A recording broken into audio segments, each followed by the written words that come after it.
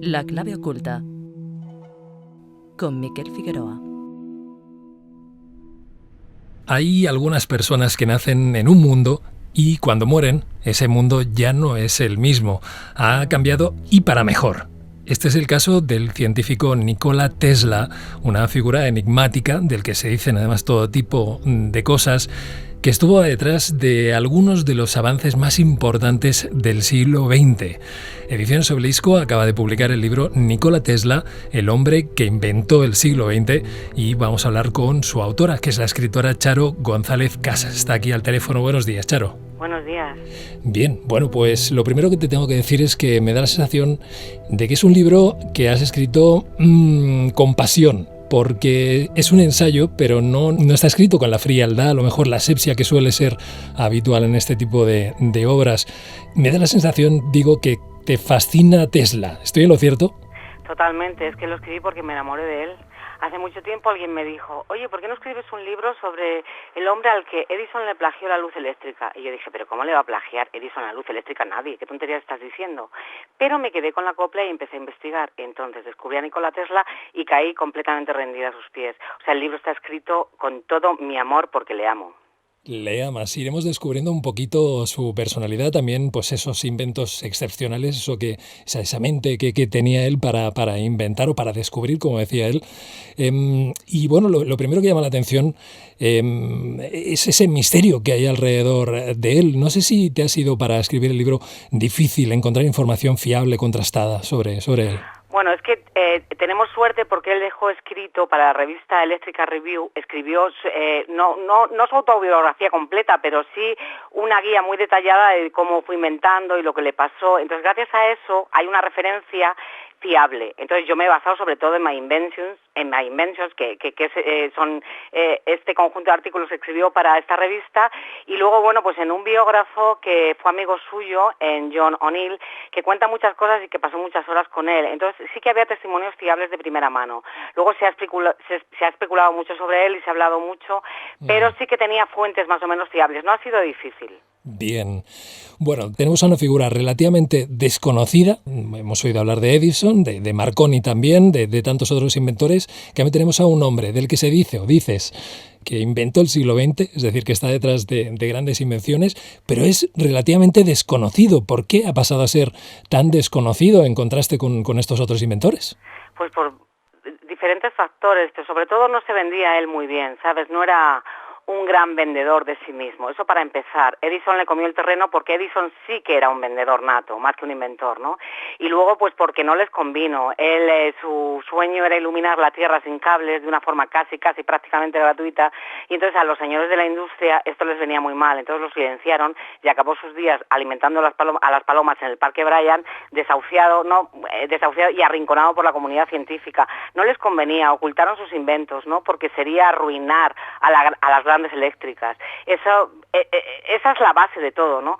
Pero realmente no se le conoce, aunque últimamente poco a poco su figura va ganando terreno, y yo creo que seguiremos hablando durante mucho tiempo de él, y conforme vaya pasando el tiempo cada vez se hará más y más famoso, ¿no? Bien, bueno, sí, de un tiempo a esta parte es verdad que se ha comenzado a oír más de él, eso es así. Vivió de hecho una época de oro, ¿no? Es decir, sí que fue reconocido por lo menos durante una época. Sí, el cenit de su carrera fue cuando cumplió 40 años, porque gracias a él se electrificó Nueva York, y primero Búfalo y después Nueva York y después Estados Unidos. Fue el director de la primera central hidroeléctrica en las cataratas del Niágara, y ahí sí que era considerado el genio, ¿no? Porque consiguió iluminar, ¿no?, con su luz eléctrica todo el mundo, ¿no?, posteriormente. Pero después cayó en desgracia. Hablemos de su faceta más personal, porque enseguida hablamos de sus invenciones, de su faceta de inventor, pero bueno, dices que te enamoraste de él. Entiendo que su personalidad debía tener algo especial, ¿no? Sí, es que yo creo que era un iluminado. Yo creo que forma parte de estaría entre las 100 personas más relevantes de la historia de la humanidad de todos los tiempos, tal como conocemos la historia de la humanidad. Y no estoy exagerando, porque iluminó el mundo. Y luego diseñó el motor de inducción eléctrico, que es el que seguimos utilizando más de 100 años después, ¿no? Entonces, yo creo que era un iluminado que tenía una misión en la Tierra, porque yo creo que de vez en cuando caen a este mundo figuras que ellos ni siquiera saben lo que son para poner un poco de orden. Y yo creo que estaría entre esas 100 personas más importantes, ¿no?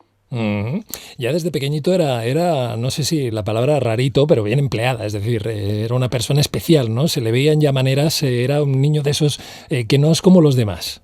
Es que era un genio, y los genios son genios desde que nacen. De pequeño lo primero que hizo fue tirarse desde un tejado con un paraguas abierto porque quería volar. Claro, se estampó contra el suelo. Afortunadamente no se rompió ningún hueso, pero su sueño era volar. Y luego, posteriormente, cuando ya creció un poco, ya era poco más que adolescente, diseñó un aparato que volaba y aterrizaba y despegaba verticalmente, lo había copiado de los insectos, que luego es el que ese diseño sirvió para diseñar los actuales aviones Volt, ¿no? O sea, que ya desde pequeño, y además hacía le fascinaba la naturaleza, ¿no? Ya era un niño ya con preguntas, que hacía preguntas que los adultos no estaban capacitados para responder, porque ya tiene una visión muchísimo más avanzada que el resto, ¿no?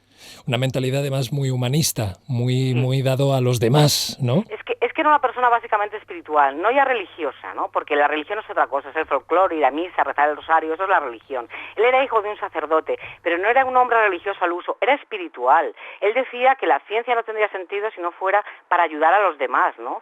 Y él nunca amó el dinero, pero sí que necesitaba dinero para seguir inventando, porque decía que todo lo que inventaba era en aras de la humanidad. Él lo que quería era ayudar al género humano a avanzar y a que se sintiera más cómodo y más feliz en este mundo. Y a ello le dedicó su vida entera.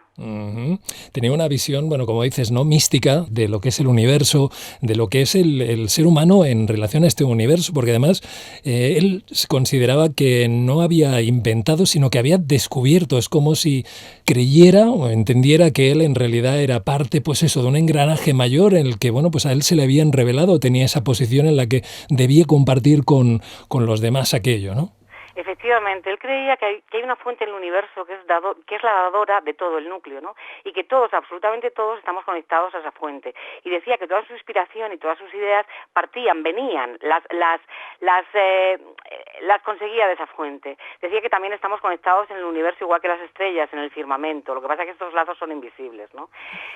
A él no le gustaba que le llamaran inventor. Él decía que en realidad era un descubridor y que todo lo que había inventado había sido gracias a su observación constante y obstinada de la naturaleza, su maestra de la naturaleza. Por eso decía, yo no invento, yo descubro. Y de hecho, todos sus inventos están basados en la madre naturaleza.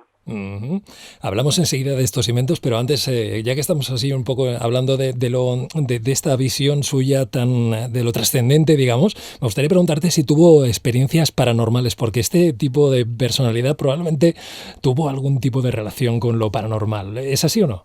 Bueno, él no creía mucho, por ejemplo, en las apariciones estas de ultratumba. Él las investigó, pero llegó a la conclusión de que eran todas falsas, ¿no?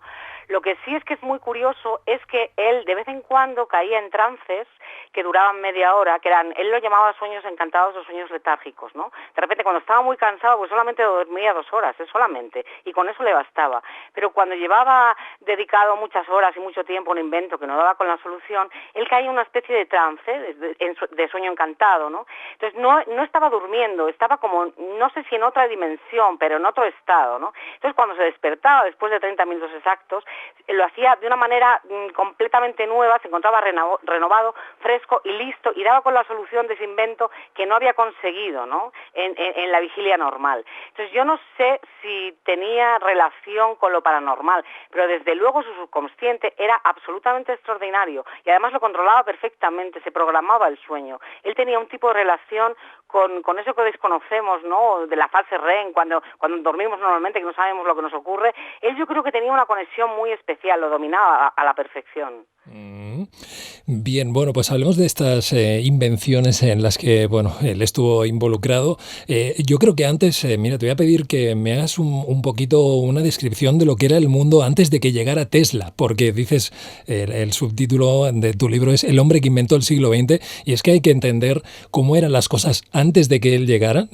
Hoy en día, pues eso, estamos acostumbrados a tener la luz eléctrica en nuestras casas, a enviarnos mensajes a miles de kilómetros de distancia en un santiamén, pero aquello era muy diferente cuando nació él, ¿no? ¿Cómo era? Sí, él nació en 1856 en una pequeña aldea, en lo que es ahora Croacia. Antiguamente era cuando él nació el Imperio Austrohúngaro.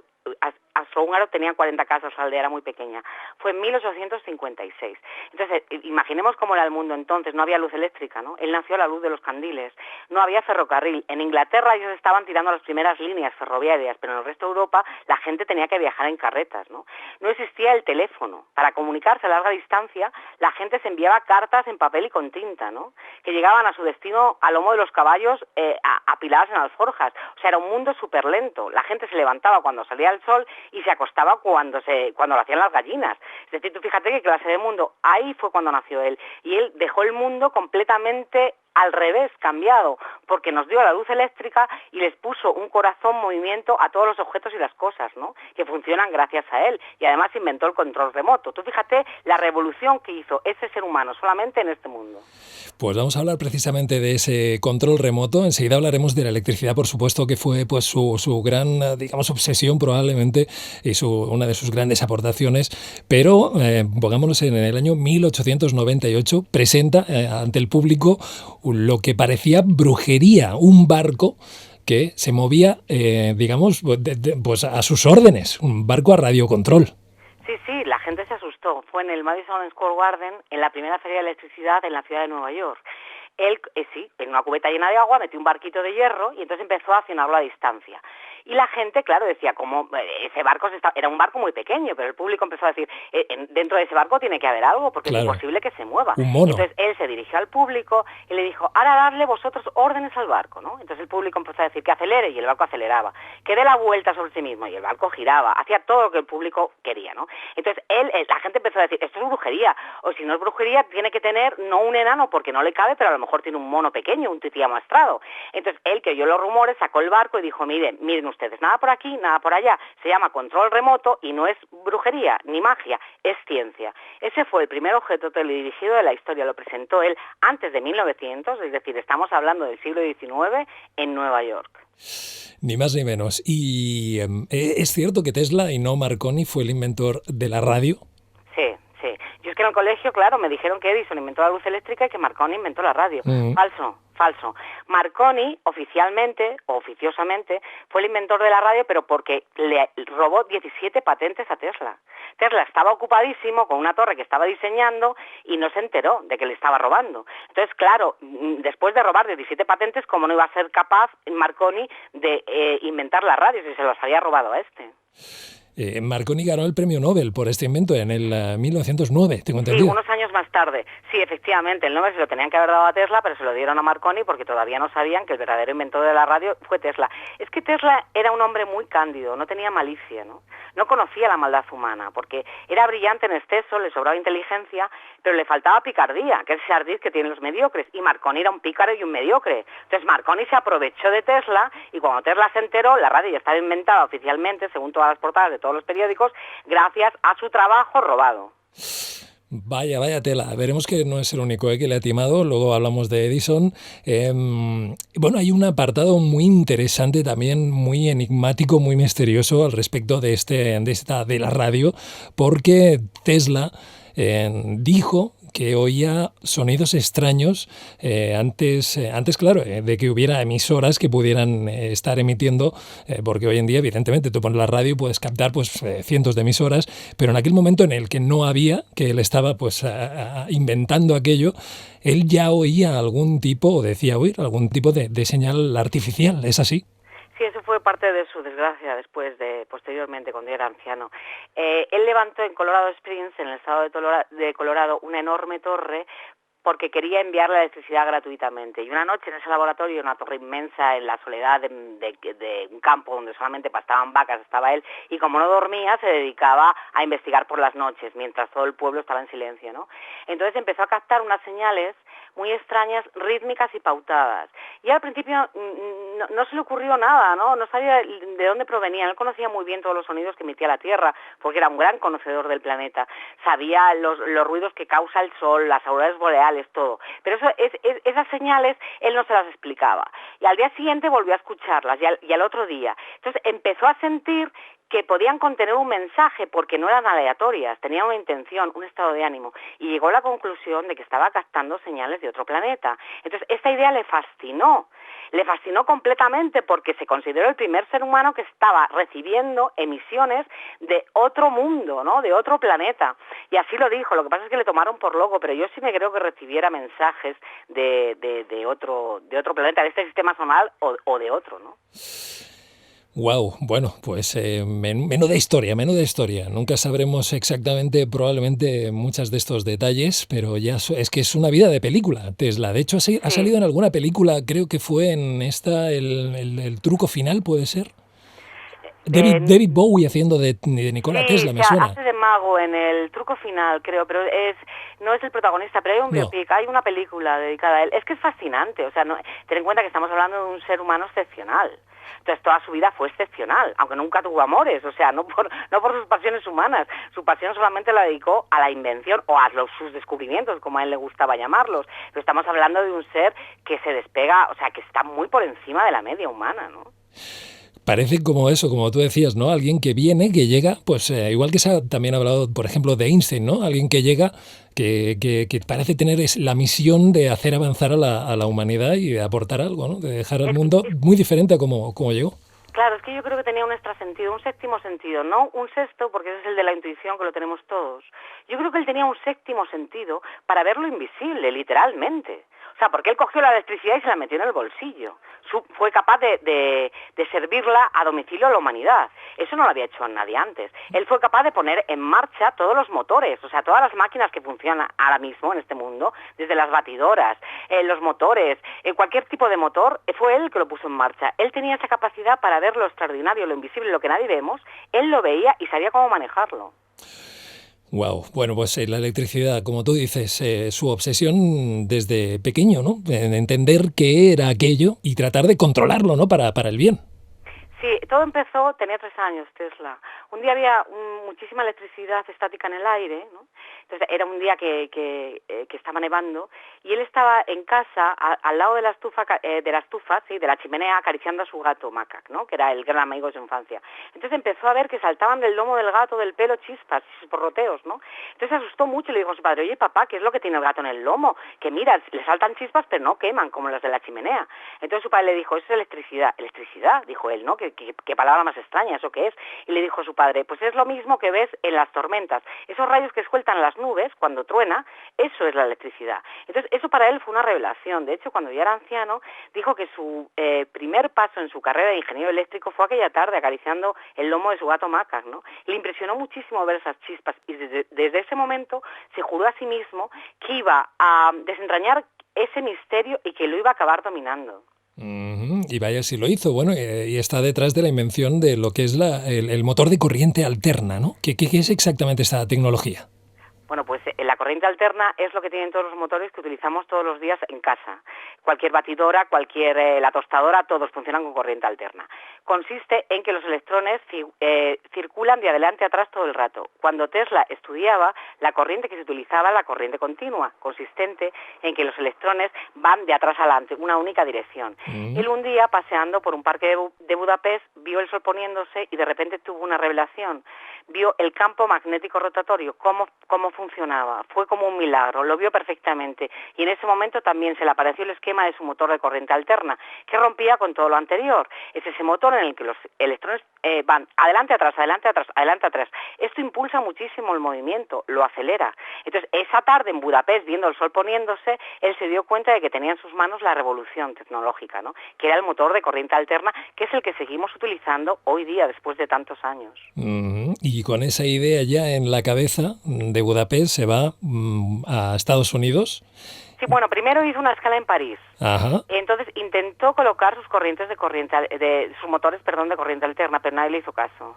Entonces un señor que trabajaba con él, que era amigo de Edison, le dijo, pero no seas tonto, vete a América, Claro. porque es la tierra de las oportunidades. Tú eres muy joven y allí sí que te van a hacer caso, porque es una gran idea esto de la corriente alterna. Entonces se fue a Nueva York, en Con barco, 22 llegó a Nueva años. York, y al día siguiente se presentó ante Edison con una carta que decía, de Barchelor, de este amigo de Edison, que decía, conozco a dos grandes hombres.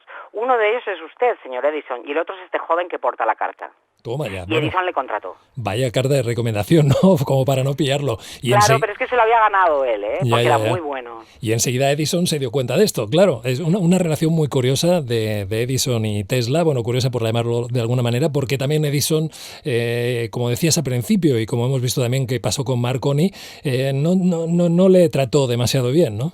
No, además lo explotó. Es que Edison era un listo, ¿sabes? Se dio perfecta cuenta desde el primer momento de que Tesla era un genio. Entonces, Tesla intentó colocarle la corriente alterna porque los motores que estaba utilizando Edison y que estaba utilizando para electrificar con luz eléctrica los hogares de Nueva York funcionaban con la corriente continua. Entonces Tesla le habló a Edison de la corriente alterna, que era la revolución, porque era lo mismo, pero mucho más rápido, iluminaba mucho más, muchísimo más barato, con menos centrales eléctricas, porque las de Edison necesitaban montar una central eléctrica cada kilómetro y las de Tesla no. Entonces era muchísimo mejor, pero Edison tenía tanto ego que no le hizo caso y le ninguneó. Pensó que eso de la corriente alterna era una tontería, pero le explotó, le puso a perfeccionar sus dinamos y acabó engañándole porque le dijo, si me arreglas estas máquinas te doy $50,000. Y el pobre Tesla, que era un ingenuo, arregló las máquinas y además con algo innovador, que les puso un sistema que Edison desconocía, y cuando fue a cobrar lo suyo Edison se rió de él y le dijo, eres un paleto, no has aprendido nada del sentido del humor americano.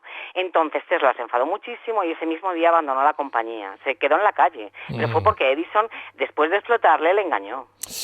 Y ahí fue cuando Westinghouse ve el potencial de lo que propone Tesla, lo contrata, decide financiarlo para que desarrolle estos motores de corriente alterna, y ahí comienza una guerra que comienza pues Edison contra Tesla, ¿no? Claro, es que George Westinghouse supo ver lo que era la corriente alterna, porque todo el mundo lo veía. Él lo intentó en París, lo intentó con Edison y nadie le hace caso. George Westinghouse fue a una conferencia, lo vio y se quedó deslumbrado porque supo verlo Westinghouse, ¿no? Entonces, además es que era un motor muy barato y muy sencillo, porque era muy sencillo, muy simple, ¿no? O sea, no se necesitaba una gran inversión de dinero. Entonces, Westinghouse se asoció con él, le dijo, tú pones el talento, yo pongo el dinero, que nos vamos a comer el mundo. Y efectivamente, entonces cuando Edison se enteró de que Tesla había prosperado gracias a Westinghouse y que le estaba haciendo la competencia y que lo que quería era instalar su luz eléctrica de corriente alterna frente a la suya, que era la corriente continua, se enfadó muchísimo y trató por todos sus medios de impedirlo, ¿no? Entonces ahí empieza lo que los historiadores han llamado la guerra de las corrientes. Acabó ganando Tesla porque evidentemente su sistema era mucho mejor, más barato, más limpio, porque el de Edison era pésimo, la prensa se mofaba de él. Por eso ha quedado como el inventor de la luz eléctrica. Sí, Edison daba luz eléctrica, pero una luz tenue, malísima, provocaba malos olores, constantes cortocircuitos, incendios. En cambio, la de Tesla era absolutamente limpia y llegaba muchísimo más y más rápido a todos los hogares, ¿no? Entonces, acabó ganando Tesla, pero la guerra sucia se la hizo Edison electrocutando animales que conseguía, sobornando a los niños pobres de las ciudades, les decía, traedme gatos y perros, y entonces lo que hacían era coger al pobre animal y lo electrocutaban en las plazas de los pueblos con corriente alterna, para demostrar lo peligrosa que era la corriente de Tesla, y electrocutaron a muchos perros, gatos, y después corderos, y después caballos, y la gente se aterrorizaba, ¿no? Porque decía, claro, pero bueno, esta es la corriente alterna, vamos a morir todos en las casas. Claro. Wow, pero al final acabó ganando Tesla porque se demostró que la corriente de Tesla era inocua. Uh-huh. Bueno, decías antes que su sueño era abastecer a la humanidad con electricidad gratuita y sin cables, sí. que llegase, digamos, a través de la Tierra, de la ionosfera también. Sí. ¿Logró crear esta tecnología finalmente? Sí, porque bueno, es menuda que revolución. en Colorado Springs lo demostró, porque a kilómetros situó como 200 lámparas incandescentes sin cables y las iluminó desde la torre, sin cables. Entonces él estaba convencido, y estoy segura de que ese sistema es viable y se puede aplicar. Lo que pasa es que el que le estaba subvencionando el proyecto, después, cuando levantó la siguiente torre en Long Island, que era su sueño, electrificar al mundo gratis sin cables. Cuando JP Morgan, que era el gran banquero que estaba poniendo el dinero, se enteró de que lo que quería era enviar electricidad gratis a todo el mundo, dijo, pero este tío está loco, ¿de dónde voy a sacar yo el dinero si regala electricidad? Aparte de que JP Morgan había invertido ya una fortuna previamente en cables, o sea, en cobre, para tirar cables, tendido eléctrico. Entonces, no se hubiera arruinado porque era multimillonario, pero claro, perdía ahí, aparte que no le convenía que la humanidad recibiera electricidad en su casa de una forma casi prácticamente gratuita. Y ahí empieza la ruina de Tesla. JP Morgan le corta el grifo para que no lleve su sueño adelante y entonces empieza a tacharle toda la comunidad científica de loco. Pasó de ser el genio visionario al loco olvidado de todos con ideas absurdas. Vemos ahí entonces la posibilidad de que exista, tú estás convencida de ello, una mano negra, digamos, el poder establecido, claro, tratando de paralizar el avance de esos descubrimientos de Tesla, que podrían hacer un mundo mucho mejor, que hoy vemos que estamos dependiendo de combustibles fósiles cuando probablemente podríamos ya estar utilizando energías limpias, como la energía eléctrica, por supuesto. Es que crees entonces que es así, que podríamos estar viviendo, si no fuera por estos poderes establecidos, podríamos estar viviendo en un mundo muy diferente. Por supuesto, no te quepa la menor duda. Si la mano negra esa de la que hablas pudiera, nos cobraría por cada amanecer y por cada bocanada de aire, estoy convencida. Y Tesla decía que lo de los cables es una ingenuidad. Él demostró que el control remoto existía, ¿no? Con el barquito, que es el que se aplica ahora mismo a los misiles o a los drones, ¿no? Él decía que la energía está ahí, nos rodea, y que es muy sencillo atraparla de una manera muy simple y muy barata. No le dejaron, porque no conviene ni a las grandes eléctricas, aparte de que también era un gran ecologista, fue uno de los primeros ecologistas. Decía que eso de esquilmar la tierra para sacar combustibles fósiles era una barbaridad, teniendo además tantísimo tipo de energía renovable. Él creía en la energía del viento, del mar, del sol. Decía que con eso le bastaba y le sobraba al ser humano. Un hombre a lo mejor adelantado a su tiempo. Bueno, probablemente en el momento justo, porque si estuvo fue por algo, probablemente, si nos atenemos también a su visión, ¿no? De probablemente la trascendencia de que las cosas pasan por algo y tenemos un lugar en el universo, pero sí que parece como que en el momento pues sus ideas han tenido o tienen que esperar, ¿no? Es como que están ahí encapsuladas en el tiempo, probablemente esperando un momento mejor. Y hay una leyenda que también nombras en el libro y de la cual tú dices que estás también convencida, que es que cuando murió el FBI se llevó sus papeles, sus ideas, sus proyectos y pues deben estar en algún lugar, a lo mejor en algún cajón a buen recaudo, ¿no? Sí, es una leyenda urbana, pero yo la creo. Tenía un baúl donde guardaba... Él hacía pocas anotaciones, pero las hacía, ¿no? Entonces, cuando a los 2 días de morir el FBI y los hombres de negro dicen que se llevaron su baúl. Entonces, esto es cierto porque su sobrino, que era su único heredero, al cabo de los años reclamó al gobierno de Estados Unidos los papeles de su tío. Entonces se los enviaron, es decir, los tenía el gobierno, luego se los habían llevado, ¿no? Pero cuando el sobrino empezó a revisarlos se dio cuenta de que faltaban muchos. Dijo, faltan papeles, no me habéis dado toda la documentación que tenía mi tío. O sea, que es verdad que el FBI estuvo ahí y se llevó los papeles. El FBI sigue desmintiéndolo, pero el sobrino dice que faltaban papeles. Yo me lo creo.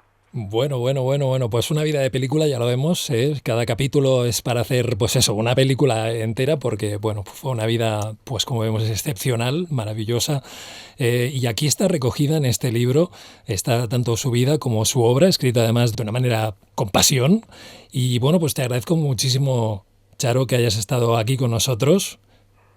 ¿Has estado a gusto? Muy a gusto, sí, muy a gusto. Bueno, pues... Y recomendar el libro, se llama Nikola Tesla, el hombre que inventó el siglo XX, y eso, como te digo, te mando un abrazo muy grande. Gracias, igualmente, ha sido un placer.